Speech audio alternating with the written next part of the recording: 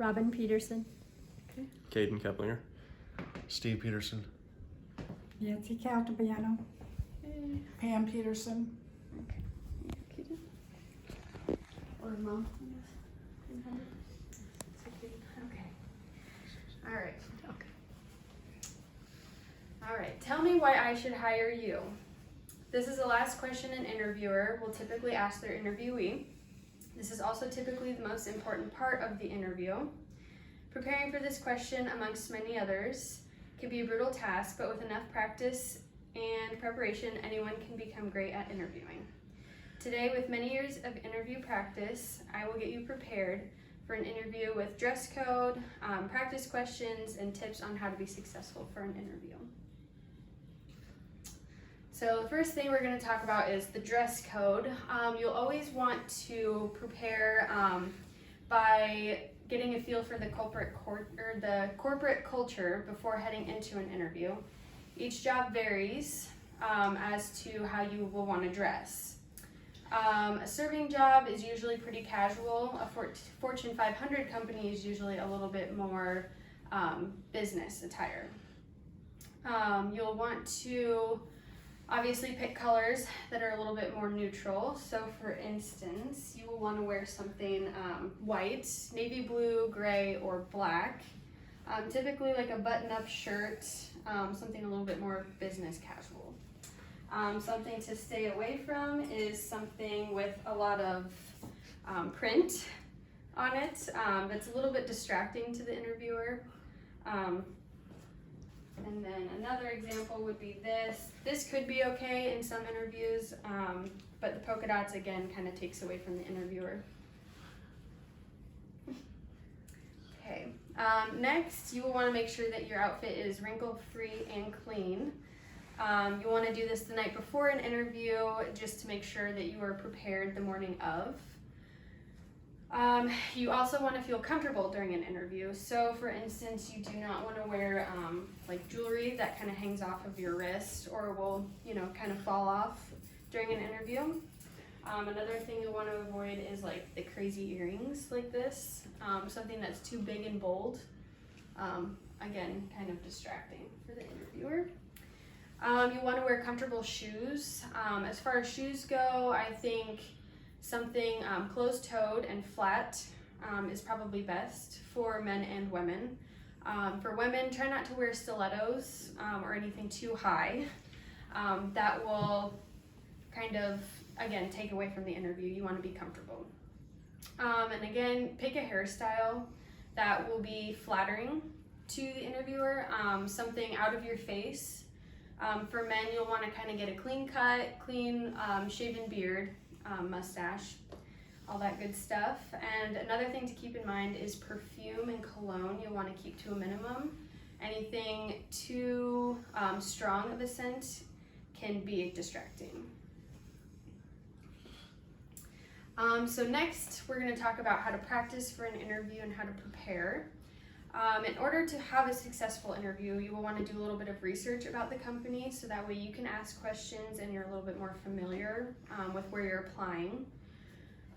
You'll want to find somebody like a business professional, let's say like a coworker or a manager that you are currently working for. These are good people to practice with. You'll want to find somebody to do a mock interview, to sit down.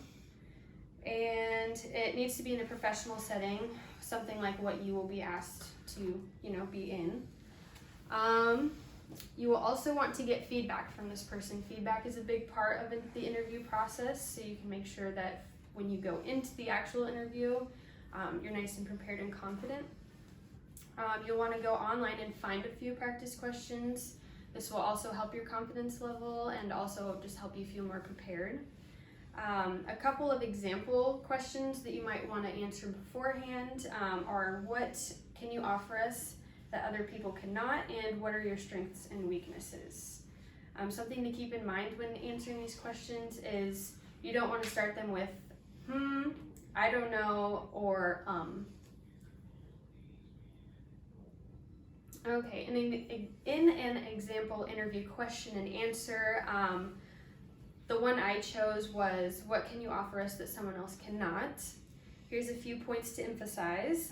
You'll want to think about the pieces of background that apply to you that may be different from others.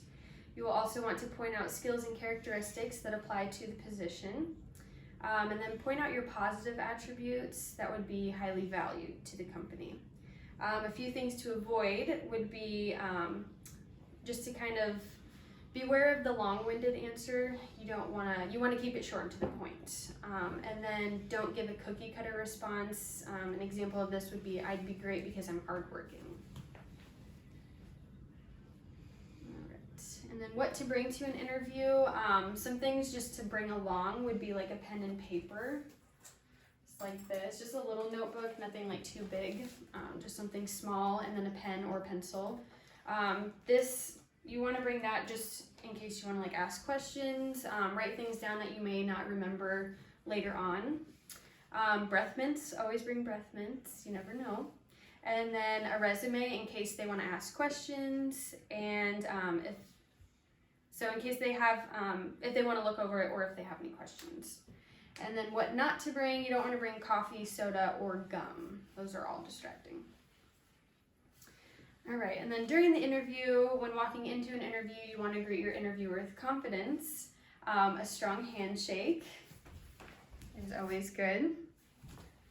Okay, and then a strong voice that shows that you are confident and assertive.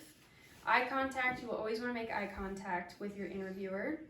And then posture. Posture is a really big one. You don't want to like slouch, you want to like sit up straight. Try not to fidget with your hands too much. Try not to cross your legs, try to just sit, like you normally would in a chair. And then following the end of the interview, after the interview, there are a few things to remember to ensure you lock in the position. At the end of the interview, they will ask you if you have questions for them. Never say no to this. You will always want to prepare at least 2 questions at the end of the interview. Let's say an example of this would be, what are your biggest challenges facing the company right now, and what do you like best about working for this company? Another thing you will want to do after the interview is send an email at least 24 hours after the interview. This shows them that you are eager to begin. And then following that, you will want to send them an email within probably about the first week or so. Just kind of letting them know that even though they haven't given you a call back yet, that you're, again, eager to begin. But don't let this discourage you if they haven't reached out yet. Sometimes it just takes them a little bit longer. All right, and as you can see, the interview process does not have to be so scary. If you can remember to pick out an outfit that gives you confidence, prepare by practicing, and focus on the tips and tricks to help you during and after an interview, you can land any job that you want.